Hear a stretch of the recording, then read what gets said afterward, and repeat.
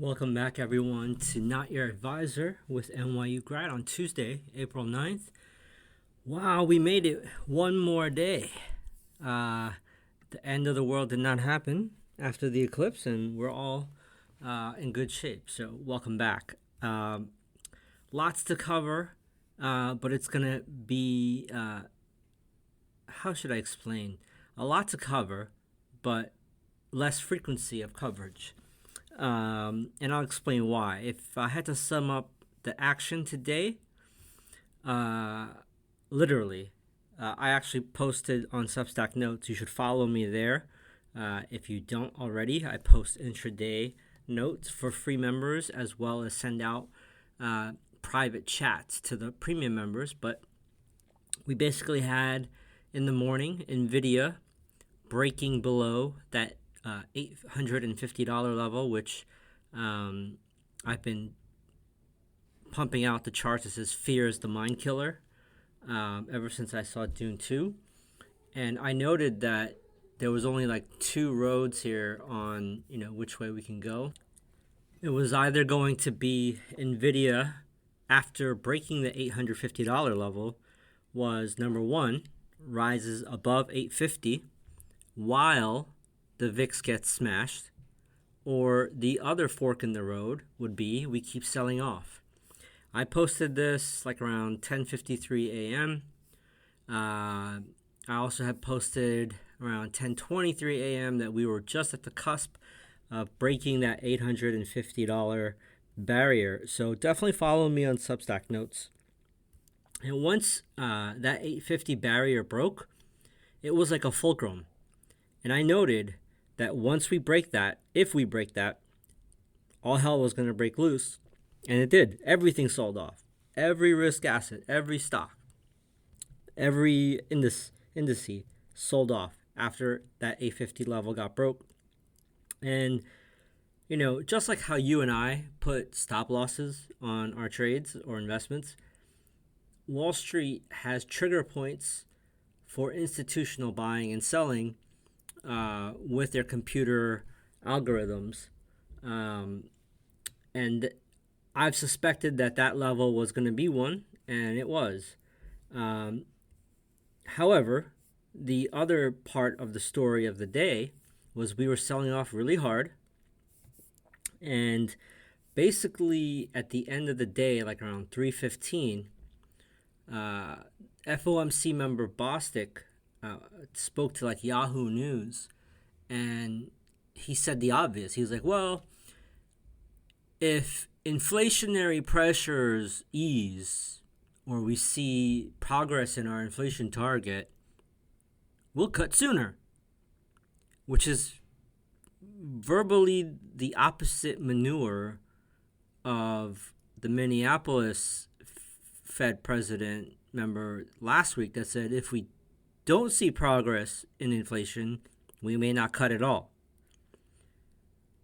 So that is all that happened today in the markets, which is pretty pathetic and pretty sad that we are, in this singularity moment where NVIDIA and what happens to NVIDIA impacts the entire risk asset class, and or what the Federal Reserve and its members hint, elude, or say, or wear, or the mood they're in impacts the stock market. And when they actually do say something, even if it's based on fake data, it moves the market. So that's all that happened today. There was a huge sell-off after NVIDIA broke 850. And it tried all day to fight back. It actually touched 850. 1, 2, 3. I'm looking at a 5-minute chart of NVIDIA. After it broke down, we worked our way up around lunchtime. And by the way, I have no proof of this, but lunchtime is usually buying algorithms when we all step away from our computers on New York East Coast lunchtime. It always seems to be bullish. Always. Unless it's like, the house is on fire. So we fought our way back to lunchtime, and it kissed 850. 1, 2, 3, 4, 5, 6, 7 times after lunch, and it was resistance until Bostic opened his mouth. So we all wait now for the CPI numbers on Wednesday morning. And in the afternoon, the FOMC Fed minutes, or their notes of opinion, comes out in the afternoon. And all of our livelihoods depend on those words and those data readings. It's really pathetic. So let's keep going here. What else stood out? I didn't even cover breath. I was so heated about this. Okay, so breath, we had 335 new highs, 106 new lows. 58% of stocks were advancing versus 37% declining. And 38% of stocks were below its 50-day moving average, with 32% below its 200-day moving average. What was strong today? Let me just rapid fire. These are all percentage, okay, for the new subscribers. I don't want to say percent after every single ticker. So these are all percents. And if you look at stocks, you should also switch to percents. Pan American Silver, 6.81%. Restoration Hardware up 4.5%. Biddy, which is reverse of Bitcoin, up 4%. Palo Alto Networks up 3.93%. I'm sure Nancy Pelosi is happy. Etsy up 3.89%. Lyft 3.81%. Affirm Holdings 3.69%. Extreme Networks 3.69%. Boyle 3.52%. Roku 3.29%. UNG Natural Gas up 2.86%. Zscaler up 2.61%. Smartsheets 2.35%. Roblox 2.28%. Tesla 2.25%, and BTG, which is it's, I believe, a Bitcoin ETF, up 2.10%. What was weak? Sweetgreen, wow, down 9.03%. Kava, another food quick serve restaurant, down 7.18%.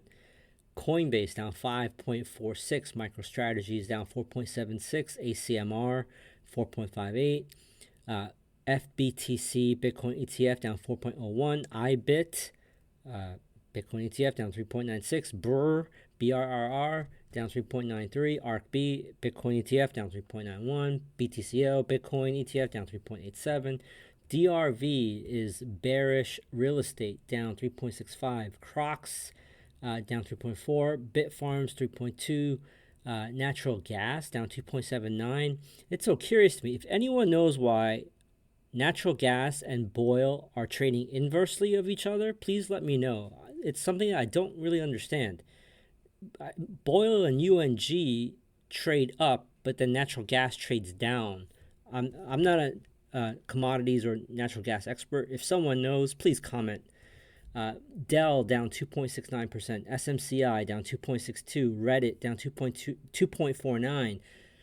SRS Real Estate down 2.43%. I'm sorry, that was SRS's bearish real estate down 2.43%. Hovnanian down 2.15%. That's odd. New York Community Bank down 2.13%, and Nvidia down 2.04%. That's despite the bounce. If Bostic never opened his yap, this would be down like 4% today. What to watch? Outside of yields, the 10-year Magnificent Seven, Nvidia, semiconductors, CPI numbers tomorrow morning, and the FOMC minutes in the afternoon. Premium members, please stay on. We're going to go through about 20 different charts. And free members, I will see you all after the Wednesday session.